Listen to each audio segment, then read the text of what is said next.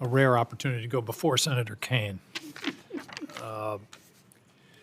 Mr. Colby, you're in charge of policy, so I'm going to ask you some policy questions with regard to Iran. When I woke up Saturday morning to the news, the first question that popped into my mind was, why now? Why now? What was the precipitating factor? And there was discussion of an imminent threat of missiles. There was discussion of rebuilding the nuclear capacity, but none of those were imminent in any way.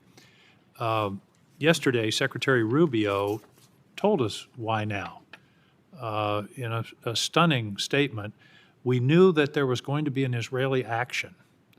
We knew that that would precipitate an attack against American forces, and we knew that if we didn't preemptively go after them before they launched these attacks, we would suffer higher casualties. Have we now delegated the most solemn decision that can be made in our society, the decision to go to war, to another country?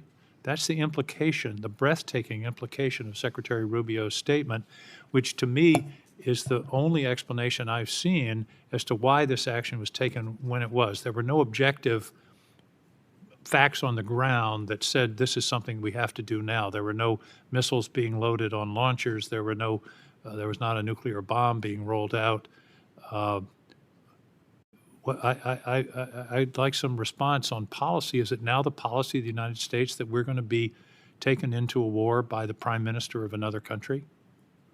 Well, sir, what I would say is, and I think Secretary Hegseth and General Kaine went into this yesterday, that it was, and the president has talked about this as well, is the very rapid buildup and reconstitution of Iran's missile, ballistic missile, cruise missile, and one-way attack drone. But that's been going on for some time. The question is, why was it Saturday, Sunday?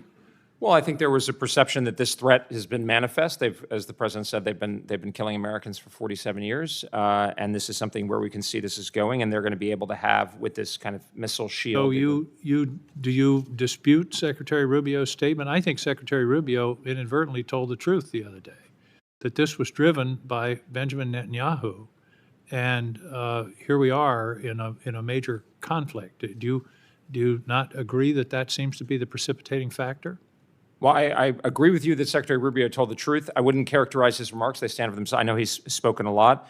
The remarks I've seen of his, the president's, the vice president, the Secretary of War, the chairman of the Joint Chiefs of Staff, focus on the buildup of Iran's conventional missile I find it very disturbing that we are committing this nation to war based upon a decision by even though a staunch ally, and I'm a supporter of Israel, but I don't think anybody should drive our decision to go to war, but the interests of the United States. I think the president not the made our interest of another decision, country. Senator. That's my understanding. Certainly Sir? our understanding at the Department of War. The president made our decision. I mean, he makes the decision, obviously. Well, he made the decision, but it appeared to be based upon the fact that Israel was going to strike.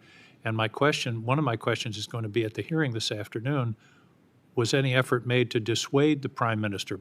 Prime Minister Netanyahu has been egging for an invasion of Iran for 20 years. U.S. presidents have consistently said no. And my question is, why now? Let me move on to something else. I'm very concerned about the president's words to the Iranian people. In his speech the other night, in his speeches back in January, the other night he said, "I call upon the Iranian patriots who yearn for freedom to seize this moment, to be brave, be bold, be heroic, and take back your country. America is with you. I made a promise to you, and I fulfilled that promise." We cannot protect the valiant people of Iran from the IRGC from the air.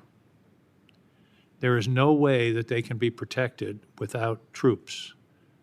Do you have any different understanding of that? And my concern is that we may be raising the expectations of these people that we will truly have their back when we won't, and they'll be slaughtered again as they were in January. My understanding, and again, I wouldn't presume to interpret the president's words, but is that this is objectively a historic opportunity. Obviously, you've had the significant erosion of the most, oppressive members of the Islamic Republican government.